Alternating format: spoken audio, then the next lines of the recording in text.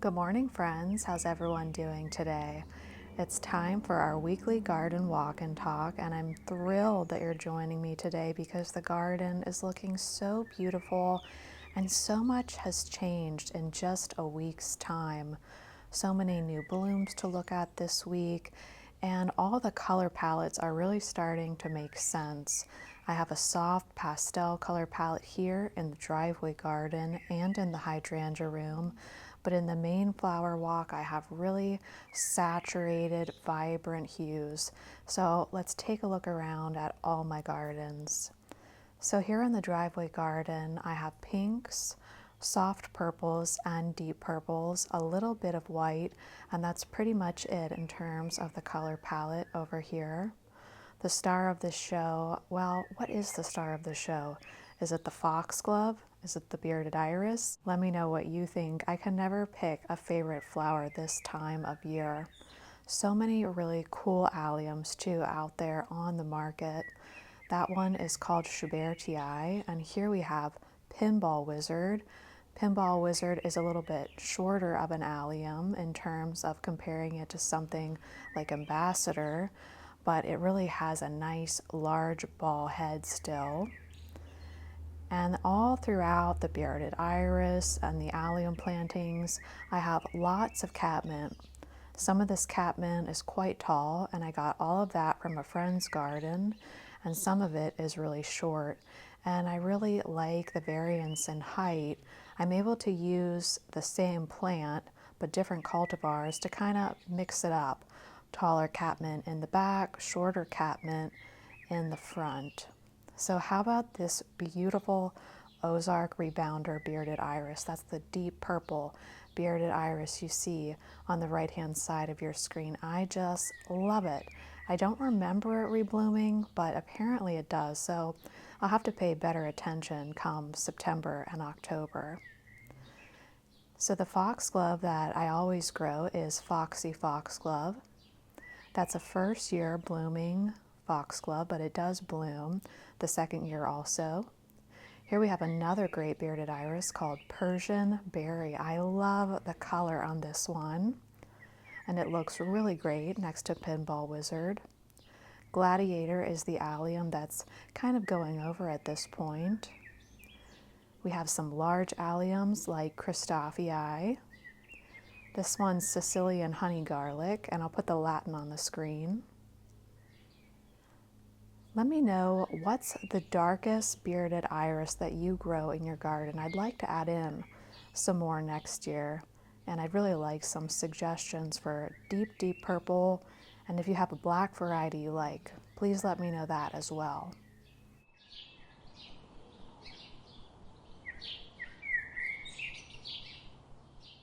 So you'll see that I did not add the stone pathway yet, and that's because I'm thinking about swapping out the bird bath in this garden for a statue. I have a statue in my mind's eye, and I'm looking for a statue of a young girl, about maybe 4 or 5, that's just reaching up towards the heavens. Maybe she's reaching out for a butterfly, a bird, a hummingbird, but she's so excited that she's just kind of filled with glee, almost looking like she's dancing and just reaching for the sky. So if you know about a statue that looks like that, let me know and I'll start saving up for it. But I might wait on the path until I get that statue and then put it all in at once. And the main reason I'm doing that is because we have the new fountain in the main flower walk. So I think I would like to just maintain one water feature rather than 2. Now speaking of the main flower walk, let's go ahead and head back into my backyard now. Technically, since we are on a corner lot, we have 2 front yards. I suppose we actually don't have a backyard, technically speaking. That's kind of funny, isn't it? Do any of you find yourself in that situation? Here we have some Pinball Wizard alliums that came back from a previous year. Grace really loves these. You have to watch her though, because sometimes the bees come and get her. The peonies have just started to bloom. So I just really have my early peonies at this point.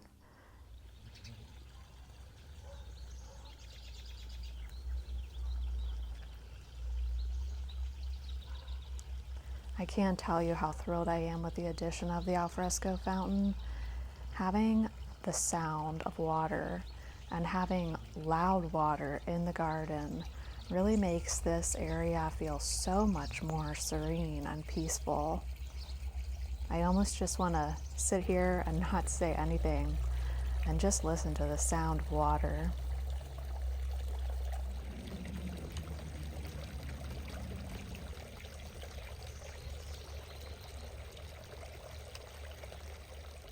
So here we have a mix of gladiator and ambassador alliums. So the ones that are going over more, those are gladiator, those bloom first.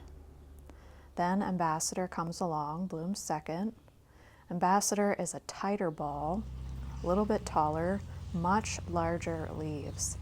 I definitely prefer gladiator because the leaves perish more quickly and they're not so big.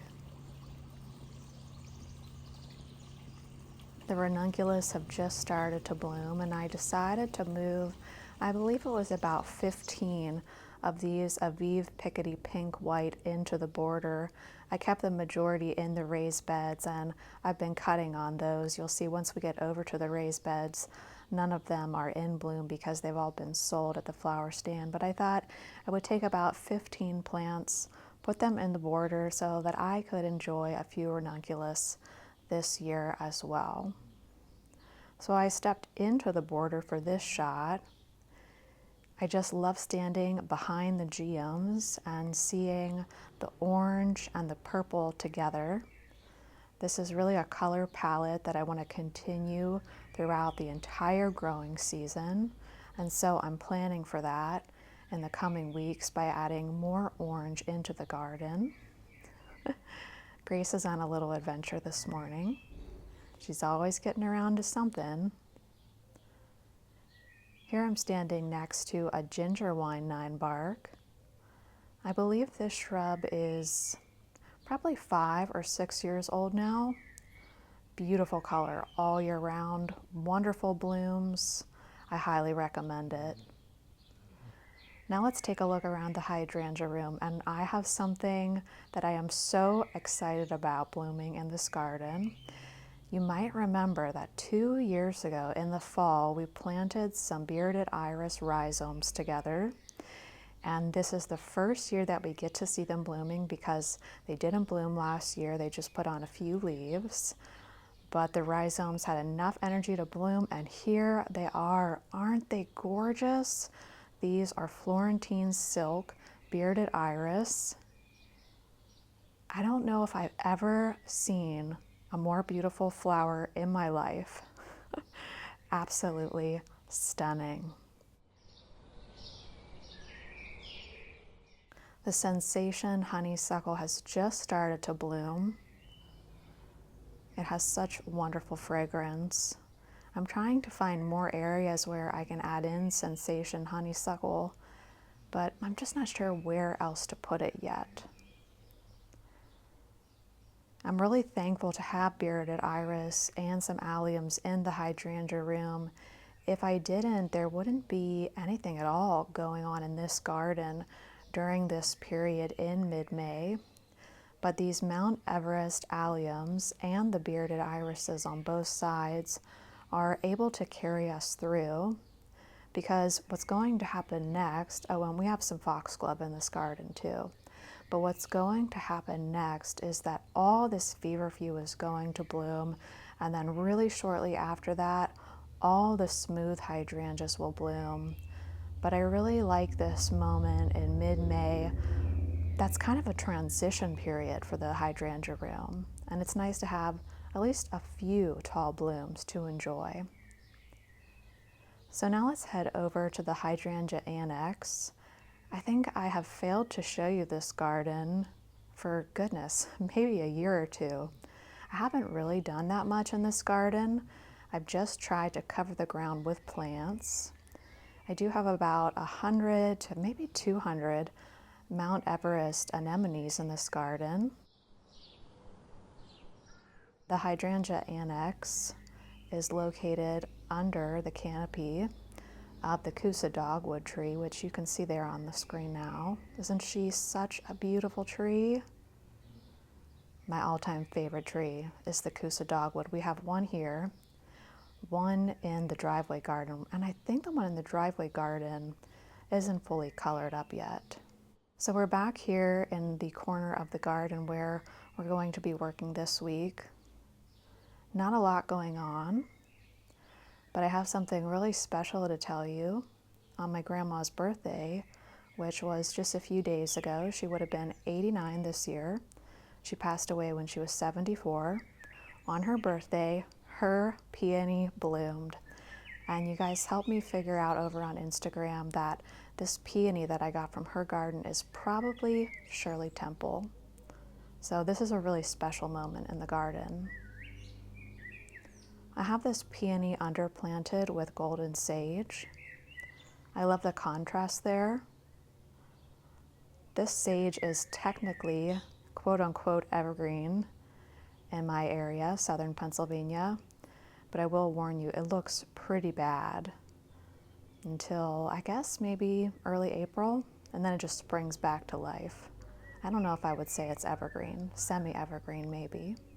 There's some Amsonia planted right here next to the bench, which reminds me that later this week, well actually at the beginning of next week, we're going to be receiving our large perennial shipment, and we're going to be extending the main flower walk so that it doesn't stop at my grandma's garden, but it actually continues on until it meets the right side of the garden library. So I really want the main flower walk and the repetition of the plants that are in the main flower walk to continue all the way until you hit the right side of the library. And I think that's just going to look so beautiful.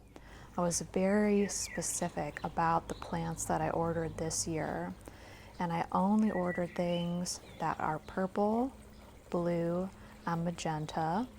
I'm going to bring in orange through some bulbs and some dahlias, but I really want to keep the vibrant areas vibrant, the pastel areas pastel, so that each garden has its own unique feel. I want you to feel peaceful in the driveway garden, and I want you to feel excited and alive back in my main flower walk.